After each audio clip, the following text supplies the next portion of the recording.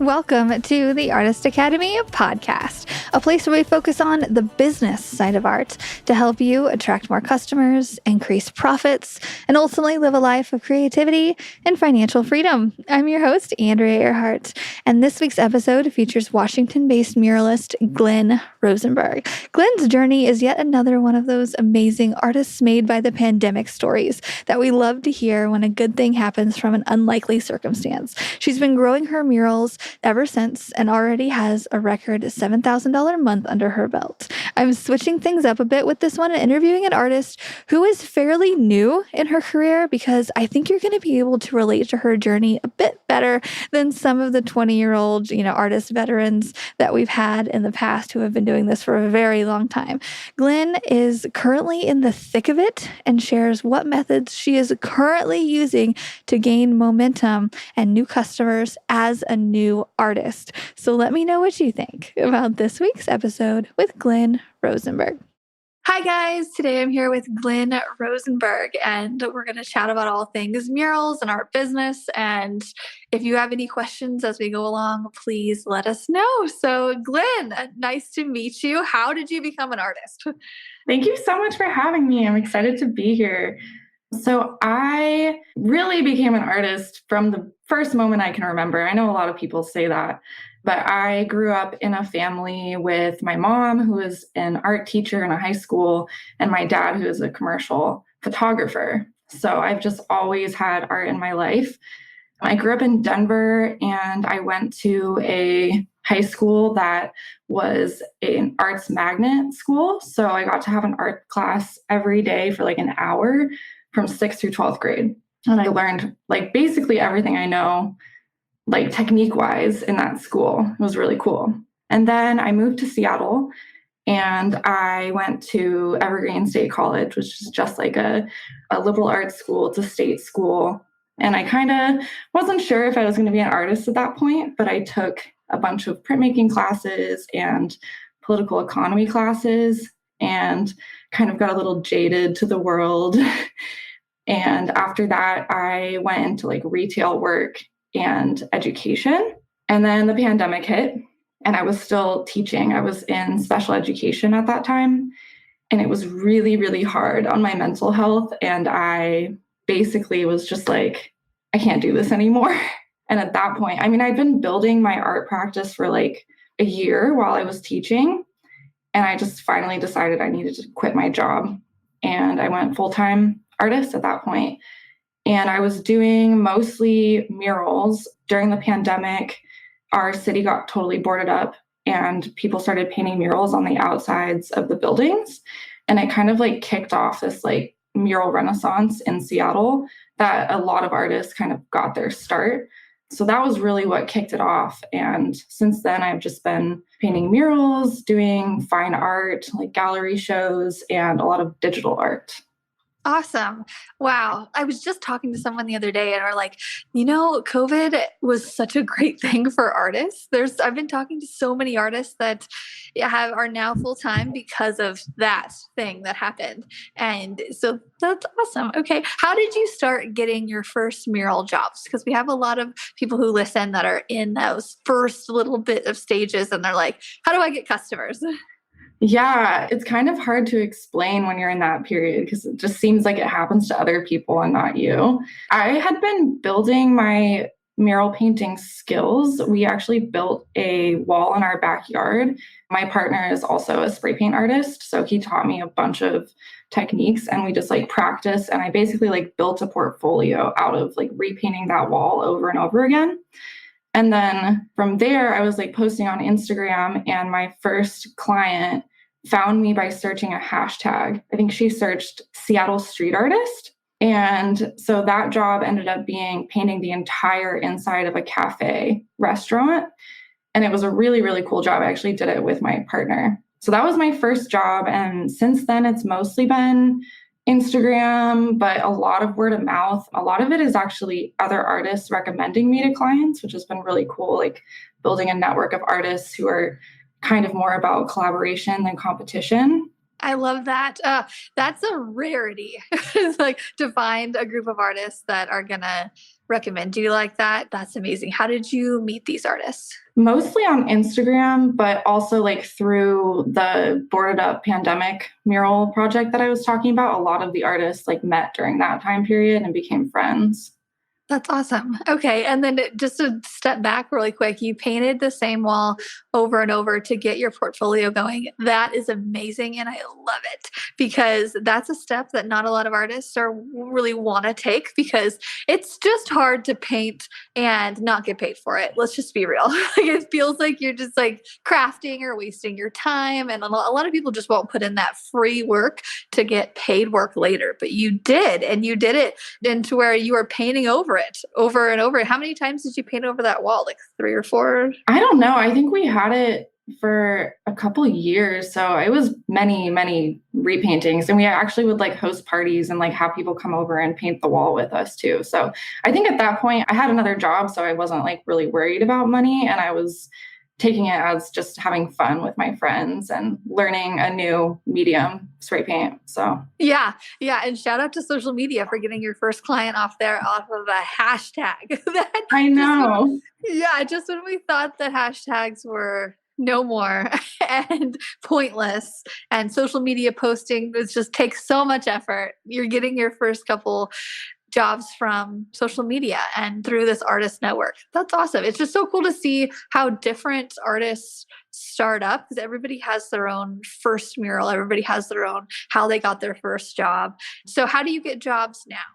Yeah, so I do some outreach. I'll like email and DM people, and it's a lot of no's. A lot of people have ghosted me too, which I'm just like, okay, that's not very professional. But I have gotten some jobs from that. Like I recently did a beer label, and that was just from DMing someone on Instagram and being like, hey, I really want to do this project, and I know you have a connection with this company. So yeah, it's still mostly word of mouth and people suggesting me. I just did a mural in a restaurant, and that was another artist who told them about me. So yeah, it's mostly word of mouth at this point. I guess, could you talk a little bit about maybe some of the recent ones that you've reached out to and have landed and how you word that to them exactly? Because people are, we have this idea that, there's this coffee shop down the road. I would love to, like, what do I say to them? So how did you exactly reach out to them? Yeah. Okay. So I did a lot of research about this. The first thing I would say is I'm using the Streak integration on Chrome. So that is a like CRM technology that lets you mass email a lot of people, but enter variables. So it looks like you're just emailing one person. And that saves so much time. So I've just made all these like spreadsheets full of clients and potential clients and their email. And then it like plugs it into Gmail for you. So you don't have to like type everything out. That's been really helpful. And I basically I have like a sheet of examples. I think I have like 6 examples on that sheet. If I want to do a mural, it'll be all mural examples. If I want it to be digital design, it'll be a different sheet with like more specific examples. So then I'll email the company and I'll pitch it by saying like, hey, I love this about your company, and I think we'd be a really good fit. Here's some examples of my work. When is a good time to have a conversation? And then I always try to follow up like a week later. And so I've sent like hundreds and hundreds of emails that way. And I've gotten a lot of interest, but so far I've only gotten one that is moving forward. And we're kind of in a stage where we're getting the design approved by the city because it's in Redmond, just like in the Seattle area, but they have some kind of strict rules around murals. And I think the city needs to like approve every mural that goes up. So we're in that stage right now. We haven't signed a contract or anything yet. But yeah, that's the technique. I've kind of taken a break from it this month just because I've been really busy with other stuff. But I typically will move like through industry. So I'm in Washington, so we were doing cannabis companies. And I've also done like restaurants and like hotels and apartment complexes. That's awesome. Okay. So, do you think that when you reach out, it might be a lack of personalization with each one since you're copying and pasting all of them? Because I find that whenever people reach out to me and they don't say something about my specific business, I just ignore it. So that's the thing. I do say something about the specific business. Like it's a mass email, Okay. but there's variables. So every single email will have like a specific sentence about something that I found on their website or that I already know about their business. So it takes a lot of research to have those details. I am not sure why. I think it's just one of those things where you're gonna get a lot of no's before you get yeses. And also like finding the right industries that like have money and have like follow through. Because I've gone and met with a lot of people and it's just like getting to that contract stage that's hasn't been as. I think so too. Yeah. And I think it's just a lot of like when someone's ready, because a lot of people aren't, they don't need a mural right now. And so that even though we're, reaching out, they might need a mural next year. And if you had to have reached out at that time, maybe, but which is, I guess, is why a follow up is always really good. Right. And I honestly, I will just keep emailing them until they tell me no. Like Perfect. if they don't respond, I'll like wait like a couple weeks and just like check back in and just being as persistent as possible because like you said, they might have the money at a certain point and be like, all right, we're ready to go. Yeah. What are you charging for your services? So it kind of depends on the situation. Like I'm still in my first year and a half of business. So I try to charge 25 to 30 per square foot for murals, but I'm also like trying to pay my rent. So sometimes I'm like, okay, $1,000, like let's do this. And then also just having like flexible pricing depending on the client, because some clients are really big and they have millions of dollars. So just trying to like think through, is this client, do they have a huge budget? And like it's so hard. Clients never want to tell you what their budget is, but like trying to figure out their budget. I came from a middle class background, so it was kind of hard for me to conceptualize how much money these companies are actually spending. And like a couple $1,000s can be like a drop in the bucket to some companies. So just like trying to price accordingly. I also assist other artists a lot on murals, and I'll do like $25 to like 60 an hour, kind of depending on their budget. And then royalties. That is something I really want to do more of. I've only had one opportunity with royalties so far, but that was amazing. So I think in that situation, it was like 10% of their total revenue, not the total revenue, but minus costs. So that was really, really cool. What do you mean exactly? Like, so what exact scenario are you talking about? So for that, this is one of the coolest projects I've done so far. I was asked to make a jersey for Seattle's new hockey team. So they just started a team last Whoa. year. Yeah, it was really cool. It's called the Kraken. And they reached out to 5 different artists and we each did a different night. So I did Pride Night and I designed a jersey that the players wore during their warm-up. It was really, really cool. So I got paid a fee for the art. They like took me to the game. I got to ride the Zamboni. They like put us up in a suite. It was really fun. And then they also made merch that like the general public could buy and that we received royalties for, which was really cool. Awesome. Okay. So did you get paid up front or you just did the royalties and you had them sign some kind of contract, right? Or did they approach you and say, hey, this is how we want to do it? They approached me and they had like their budget set and everything. Yeah. So there was a flat fee that we got paid for the artwork. I think it was in like 50% upfront and then 50% once the project was completed. And then the royalties came in. Like we did that last year. And then the royalties were this year. It was like a really long and drawn out thing. They like had us sign, non-disclosure agreements and stuff. So it was like a whole thing. That's awesome. Well, just to have them on your resume to be like, yeah. I worked with them. I've gotten a couple jobs just because people saw me working with our like local Ford dealer and they're like, oh, if you can paint their logo, you can paint mine. I'm like, oh, okay. But it's just like association. So that's so cool. And they found you on Instagram or? I asked them and they would not tell me how they found me. I always try to ask because it's such good data, but they wouldn't tell. I assume it was on social media. That's awesome. Do you have any other crazy, fun, lesson learned stories from your muraling in the last couple of years? Oh man, there's so many.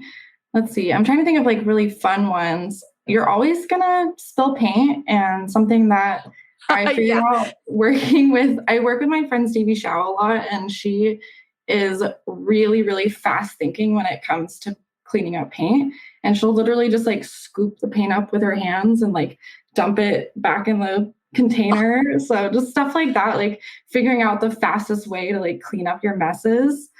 On the last wall we were working on, we were driving this lift and like we're in this parking lot and everyone will come up to you and like try to park like really, really close to the lift. And we had this one woman come up and at first she was really like sweet and she was like, wow, this looks amazing. And then she was like trying to park and we are like, we got to drive the lift over there. Like, please don't park there. And she got super mad and like drove away in a huff. And we like went back to painting. And not even 5 minutes later, she comes back and she's like, I am so sorry. I got so nasty. Like, this looks amazing. You guys are doing great. And we're just like, whoa, that was the fastest apology that I've ever heard. So it's just like stuff like that all the time where you just have to kind of manage the public and like have conflicts with people that maybe will get resolved in like 5 seconds. Those sound like my pregnancy hormones right now, really. I'm like, I was doing sketches earlier and I got it all done and I've been working on this for a while. And I'm like, I'm so happy. And I like started to like, my eyes started to water. I'm like, get it together. Oh my gosh. Oh my God. Yeah, that's awesome. Okay. I guess one of my last questions is, do you have any advice for artists who are just starting out since you're pretty fresh in it and I'm excited to watch your art career and see where you go. And you have a very unique style it just draws you in. And so what advice do you give for other artists who are maybe starting out where you were about a year and a half ago or 2 years ago? Yeah, I mean, I think the biggest thing is just to make sure you have money saved up. I think I had like $10,000 saved when I first started, and I've definitely had months where I had to pay my rent with my savings, and that's doesn't feel good in the moment, but you also have to have this faith that more jobs are going to come to you. And obviously you're doing the work to like get those jobs. It's not like it's magic, but it is, people say it's up and down, and it really is. Like that was kind of surprising to me coming from a 9 to 5 job where I had a really stable paycheck. Like I do miss that. So yeah, having a good savings saved up and making sure that you're saving money for your taxes is really important. Yeah, I guess figuring out your pricing is going to be really important. And like also there's a lot of people like on Instagram who will talk about never working under your minimum. And the fact of the matter is you're probably going to have to do things that like aren't ideal when you're starting out, but they're all going to be learning experiences and they're going to help you figure out like what to do in the future. Like for instance, if you charge not enough money for a project and then when it comes out and it launches and you realize like how many people are buying the product and how much money the company is making and you're like, wow, I only got $3,000 for that. And it's just like a good reminder in the future to make sure you're pitching high numbers, even if it sounds scary. Like pitch $10,000 if you want. It's like important to just put out there how much you think the product is worth or the mural is worth and just like try it out. I think another thing that's really, really important for me and my business is valuing rest and making sure you're not working 7 days a week. I know a lot of people love the hustle culture and like really hype it up, but it's not sustainable. And it's so important to, especially if you're painting murals, you're going to need like a week off after you finish a big mural because your body is just going to be totally exhausted. And if you just try to like jump from project to project to project, you're going to get sick or you're going to get hurt. So I really try to take days off, take a week off every once in a while. You're your own boss. So you need to like manage your time in a way that you can make it sustainable and that you're not like working yourself to death. So true. And I'm thinking about every summer prior to this where I did exactly that. I worked and then I did the next project and the next project, and sometimes would take a weekend off, maybe. And I just got burnt out. I remember there's like once every year that I would just be crying in the shower, like, I'm overwhelmed. I'm tired. Like my husband's like, you work for yourself. Like, stop doing that. I'm like, oh, you're right. But yeah, just hearing that you are taking days off in between and you sometimes even take a week off, it's just good to put that out there, because when people come out and mural with me, even, they're always like, oh, wow, this is a lot more physical than you realize. And I'm like, oh, it's a reminder that this is a very physical job. Yeah. And I mean, right now, like this month, I'm having a really good month. This is like my best month so far, money wise. And it's, it's only like halfway through the month. So my plan was, okay, I'm going to really take it easy. I like booked myself a little vacation at the end of the month.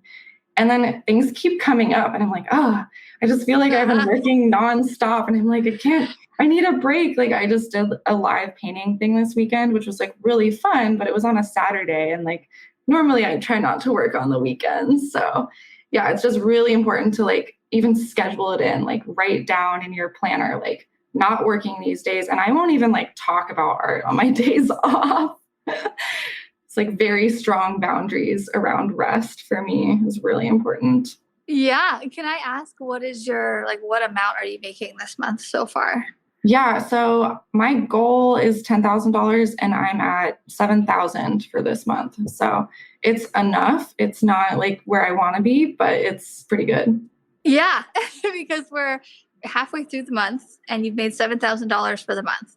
That is pretty freaking great. And you're in your second year of doing this full time. And so this is just a great example for those who are wanting to get into it. I say it all the time, murals are where the money's at.